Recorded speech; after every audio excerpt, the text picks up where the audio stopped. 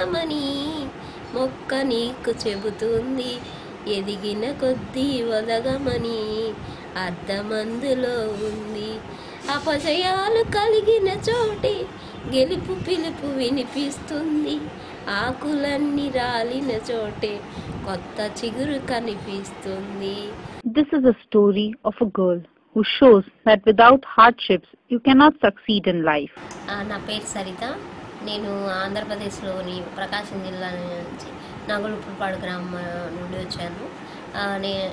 నా age 28 years. ఇక్కడికి రావడానికి ముందుగా నా పేరెంట్స్ నాకు చాలా బాగా సపోర్ట్ చేశారు అండ్ నాకు బాగా చదువు చెప్పించారు కష్టపడి. మాది మిడిల్ క్లాస్ ఫ్యామిలీ. నన్ను చదివించడానికి వాళ్ళు చాలా కష్టపడ్డారు. కాక స్కూల్కి వెళ్ళడం చాలా కష్టమయ్యేది చిన్న వయసులో. ఏమంటే నేను స్కూల్కి వెళ్ళాలంటే ఏమైనా వర్షం వచ్చినప్పుడు అలా వెళ్ళేదాన్ని కాదు. అలాంటప్పుడు క్లాసులు మిస్ అయ్యేదాన్ని. మా ఫాదర్ సడన్గా చనిపోవడంతో నేను జాబ్ చేయాల్సిన అవసరం వచ్చింది. Sarita loves music and art, but she could not take it further as her family did not allow.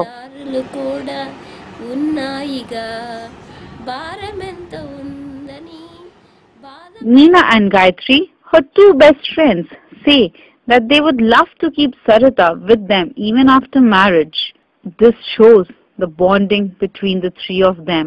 In future, if her mother is away from her in any of the cases, if something goes wrong to her mother, nobody is there to take care of her. So, till our extent possible, we'll take care of her. If I got some problem, if I think of her for a second, I feel that it's nothing.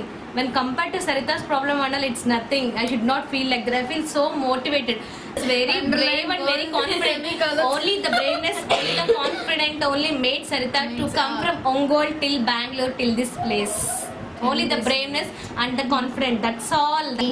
Ni kanna minna lokana ledura kadalaka needalaga nidumi podura. Sarita had faced lots of problems in her life, but she never gave up. She had a strong willpower and kept on achieving success in her life. They will tease me always. So that time I don't have an answer to tell them, but simply I will cry. When I want to go in bus, very rushed places, people treated me like cheaply. Why you are coming here? What you will do? You can sit in home, no? If you need help, don't hesitate to ask.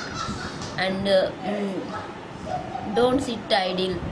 Please give friendly environment to them, so that they can work like you only, and they can live like you only. They can make friendship more than like you, and don't treat cheaply. So it will give negative feeling to them, and they can't express their feelings, and they can't share their opinions, their ideas. They may have good ideas better than you, but because of treating cheaply, they can't able to tell. So please don't treat cheaply.